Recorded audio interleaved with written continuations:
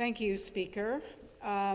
So I drew the straw to talk about these two time allocation motions, and I find it rather incredible, having landed here just a couple months ago, just how little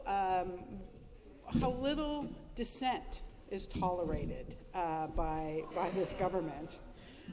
Almost like a contempt for the opinions of others. I would suggest even for the opinions of a lot of people that you represent. And I know that, when I made the decision to run, to hold this seat that we all are quite honored to take, but it also comes with a great deal of responsibility. And that responsibility is to come here and to consider what is best for people, what is best for people in this province. And we'll have disagreements, there's no doubt. We have disagreements with people that we often, think the same way with. We'll have disagreements with people from across the aisle. But I would suggest that with thoughtful discussion, we probably agree on most things. We probably all agree that we should have a good, well-funded public education system. Right? We want our kids to be able to prosper.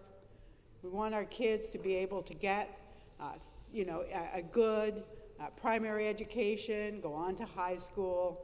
We want them to be able to go into a university, maybe end up here one day, listening to us. We all want health care for everyone in this province. I'm sure there's no one would stand up here today and say, I would rather that there were a few people, maybe I could name them, who we weren't going to give health care to. If they get ill, we want them to be able to go see a doctor. If they get very ill, we want them to be able to go into a hospital. Right? It's not something that we disagree on fundamentally. Housing. I think we can all agree that we would like everyone to have a nice place to live. Doesn't have to be big, doesn't have to be fancy. They're all different. I probably live in a different place than a lot of my colleagues. Probably live in a different place than you. Where I don't live, thankfully, is in a tent in a park. And I think we can all agree, certainly, that no one should live in a tent, in a park, down by a riverbed, tucked away, in grave danger. I can't imagine that anyone in this legislature would ever stand up and say, I think it's okay that people live in encampments. I don't even think I think we would all agree that people probably shouldn't even live in shelters. Like, we should all be able to live in a home. When I leave here today, get on a flight, I cannot wait to get back to my house. Again, my house is likely different than other homes, right? Some of us live in single-family detached homes. Some of us live in farm homes. Some of us live in multi-residential.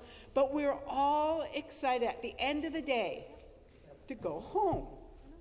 Imagine if you were walking home and then all of a sudden somebody's, you know what, there's no home for you anymore. And there's no room at the shelter, so you might want to pitch a tent, right? And that is the actual reality for people. It is actually their reality. These were people who, like all of us, went to school, had parents, did their best. Sometimes they were injured. Many construction workers were injured. They, for whatever reason, perhaps developed a mental illness or an addiction, and as a result, they ended up without housing. And that's where they are today. But they're not really different than we are. You know, and I always take issue when we refer to people who are living in encampments or who are, you know, living in shelter or have mental illness as vulnerable. And I would suggest this to you, at least the people I have met and that I know, who have lived without housing and who have lived with mental illness and with addictions, they are not vulnerable. The systems that we have created for them are vulnerable. They are marginalized. We have marginalized people because, quite frankly, it is difficult to look at people who are suffering so badly. It is difficult. It is for me too, to walk down a street and to see someone sitting on the pavement. Might be cold, might be wet. I'm on my way home. I'm going into that house, and they're going to stay there. And that's hard to look at, right? I have a hard time with it. And I think sometimes we tell ourselves, you know what, they're probably a little bit different than we are. Right? They're probably, I don't know, maybe they don't think the same way we do. Maybe they don't have the same fears we do. You know, maybe they don't care about their friends the same way we do. Maybe they don't have the same thoughts that we do. But they do. Because when you take someone who is unhoused and you provide them with supportive housing, right? And we know it was actually the Canadian Mental Health Commission that a former conservative, federal conservative government put in place at Home Chez Soi. And it was Housing First. It was a Housing First project, and it demonstrated how you could take somebody out of chronic homelessness with mental illness, with addictions. You know, those people that we think are just, they don't even want to be housed, but they do. And when they're taken in to housing, there is a 92% success rate that they are still housed after 2 years. 92%. People want housing. They want to be able to go home at the end of the day. They want a key. They want to open that door. They want a bed. They want to be able to feed themselves. And that is the reality. That is what happens when we actually provide the housing to people and the supports that they need. They do not get that in shelter. Shelters are not homes. They do not get that when they go into a tent. A tent is not a home. But for people today without anything, there is nothing else. There is no other option except that tent. And what we're talking about today is stripping that away before we provide them housing. I don't understand it. I don't understand how we could consider taking away the only place, the only thing someone owns before we provide them housing. And we can do it. We can do it. We don't even have to build aggregate housing.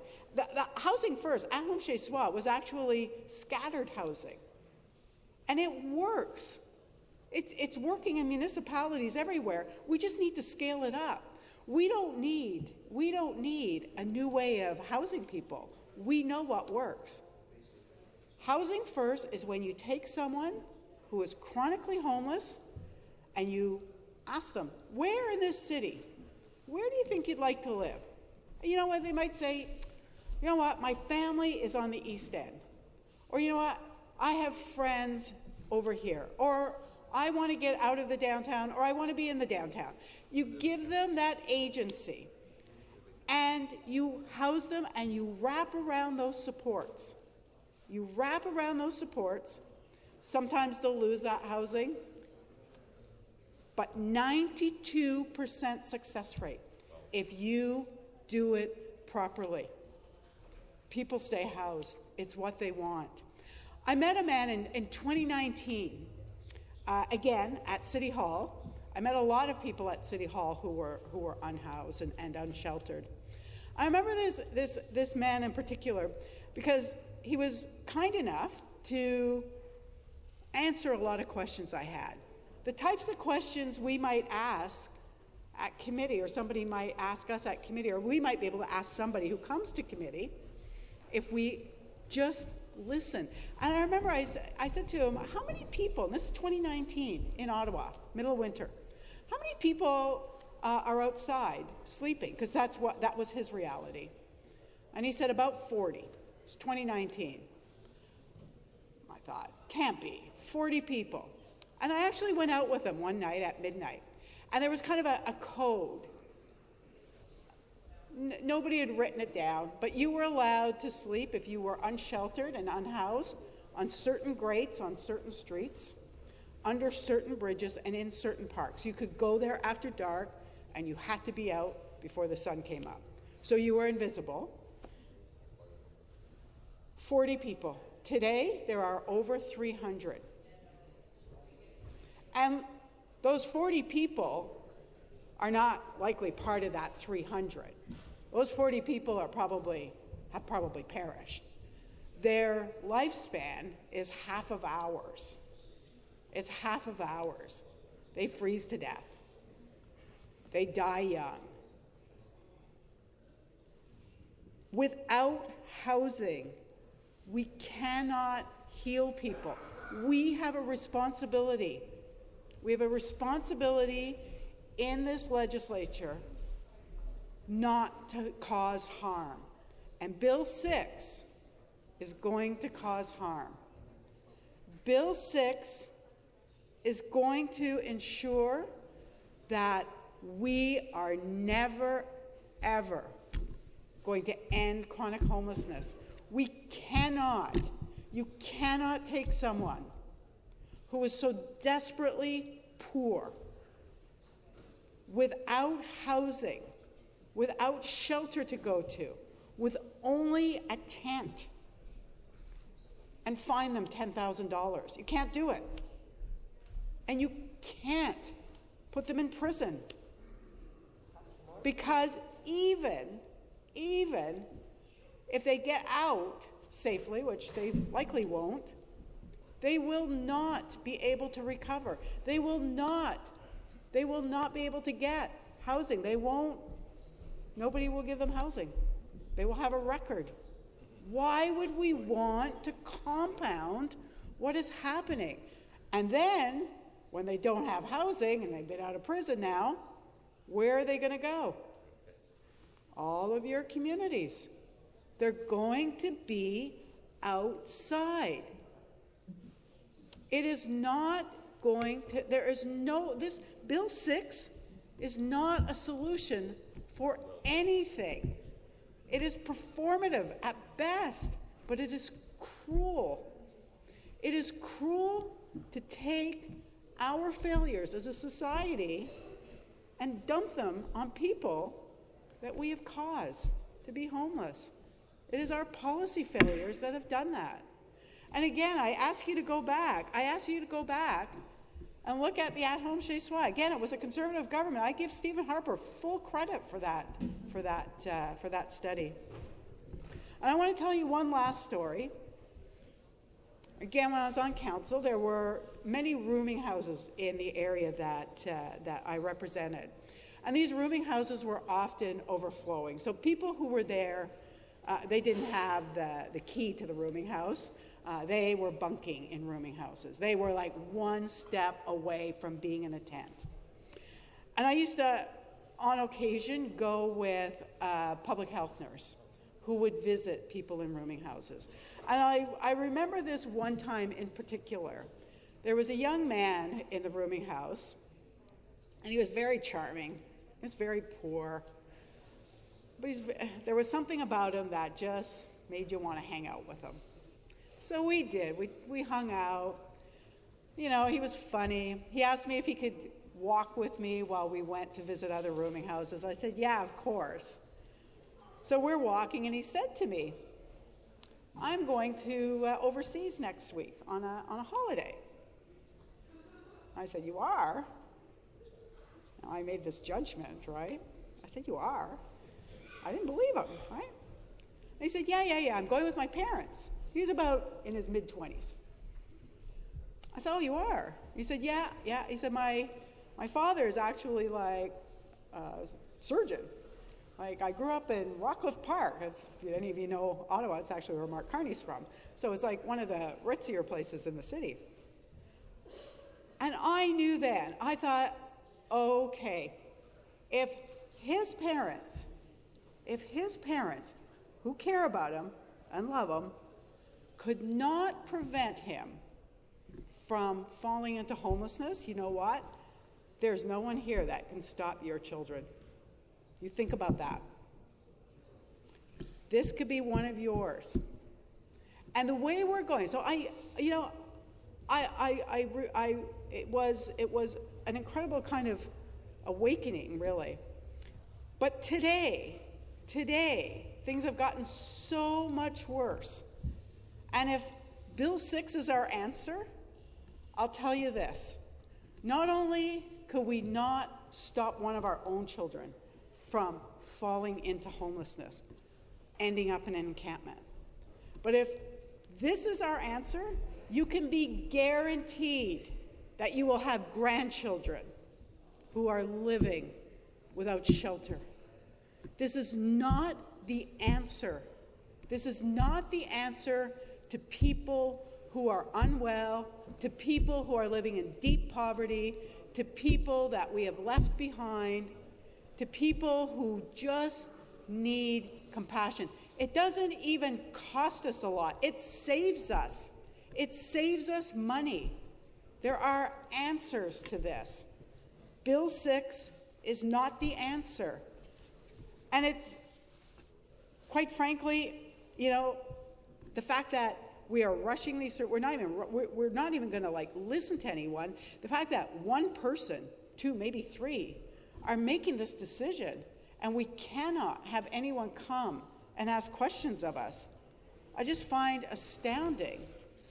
And I don't know how to respond to my constituents when they ask me, well, what did you do to fight it? What did you do to stop this?